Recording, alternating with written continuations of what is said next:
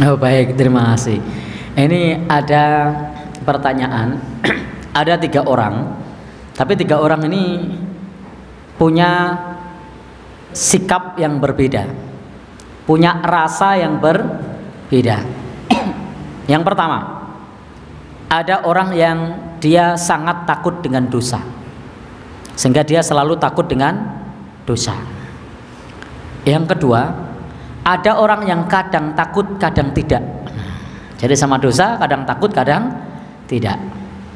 Yang ketiga, ada orang yang tidak takut sama sekali dengan dosa. Boleh tidak milih yang tengah-tengah, kadang takut kadang tidak? Masya Allah, ini pertanyaan yang brilian.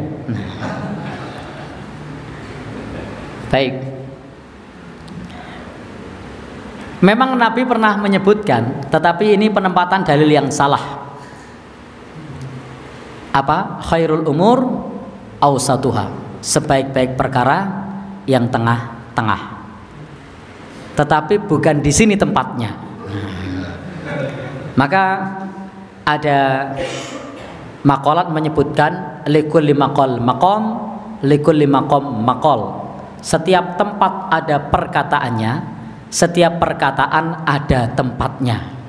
Setiap dalil ada tempatnya, setiap tempat ada dalilnya. Jadi tidak kemudian ditempatkan di setiap tempat. Ini bukan kunci Inggris. Nah, kunci Inggris itu bisa cilik, bisa gede, bisa tengah, bisa untuk kemana-mana, bukan. Tapi ada kunci pas, ada ukuran 13, 14, 15 itu ada. Setiap kunci ada tempatnya, setiap tempat ada kuncinya. Nah, ini saya memahami dengan versi bengkel ya, ya supaya mudah dipahami. Maka dalil sebaik perkara adalah tengah-tengah, ini ditempatkan pada pertanyaan tadi itu tidak tepat. Mestinya yang tepat adalah jika ada satu orang yang pertama sangat takut dengan dosa dan tidak punya rasa harap. Yang kedua, dia punya rasa takut dan rasa harap.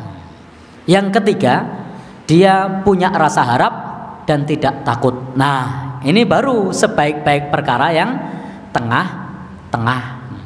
Karena ketika dia terlalu takut, maka menjadi putus asa. Karena terlalu takut tidak punya rasa harap, maka roja wal khauf itu tidak boleh, khaufnya lebih dominan, rasa takutnya lebih dominan, bisa putus asa, merasa tidak diampuni. Tiap hari kerjaannya malah ibadah terus sampai badannya kurus kering kerontang, istrinya ora diopeni. Nah, karena saking takutnya, muamalahnya jadi keteteran, makannya jadi seadanya. Nah, atau yang kedua, dia punya rasa khauf, takut, tapi juga punya rasa roja, harap.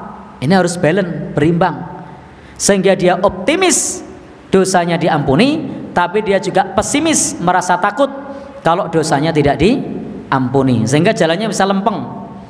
Atau juga yang ketiga tadi, dia punya harap terus, Allah kan maha pengampun, Allah kan maha penyayang. Ini namanya rojaknya lebih dominan. Ini bahaya. Kenapa? Karena kalau ini harapnya lebih dominan, yang terjadi adalah dia akan gampang menganggap enteng terhadap dosa. Kok maksiat lagi? Kan Allah maha pengampun. Kok nyuri lagi? Kan Allah maha pemaaf. Maka dalam 3 kasus ini, bukan versi pertanyaan, maka yang terbaik adalah yang tengah-tengah. Orang yang takut banget, harapnya kecil, ini tidak baik, bisa putus asa. Maka yang bagus yang tengah-tengah, yang punya rasa takut dan punya rasa harap, khauf dan roja. Bagian yang ketiga adalah orang yang dia punya roja tapi tidak punya takut.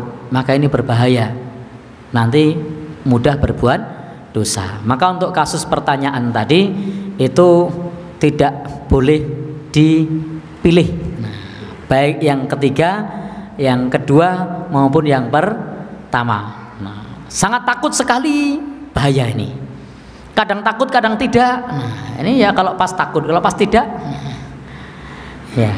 Kemudian yang berikutnya tadi tidak takut sama sekali, ini bahaya, ini kufur kepada Allah karena tidak punya rasa takut kepada Allah. Jadi orang yang tidak takut kepada Allah itu kufur kepada Allah. Imam Ibnul Qayyim Al-Jauziyah pernah berpendapat seperti ini. Kalau kamu ditanya apakah kamu takut kepada Allah, jawablah dengan diam, kata Imam Ibnul Qayyim Al-Jauziyah. Kenapa diam? Karena kalau kamu jawab saya takut kepada Allah, maka sungguh kamu telah melakukan kedustaan, salah satu kenifakan. Kenapa? Karena itu adalah tanda munafik. Kamu katakan takut kepada Allah, tapi di saat yang lain kamu bermaksiat kepada Allah. Kalau dijawab tidak, kamu sudah kufur. Karena kalau menjawab tidak takut kepada Allah berarti membangkang kufur kepada Allah. Maka jawablah dengan diam. Kenapa diam? Karena ketika kita diam, maka di situ kita akan selamat. Hati kita takut kepada Allah, tapi kita tidak mengucap takut kepada Allah, khawatir terjatuh dalam kemunafikan. Ini pendapat beliau. Baik, tetapi pada prinsipnya tidak mengapa kita mengatakan inni akhafullah, saya takut kepada Allah Subhanahu wa taala. Wallahu alam bishawab.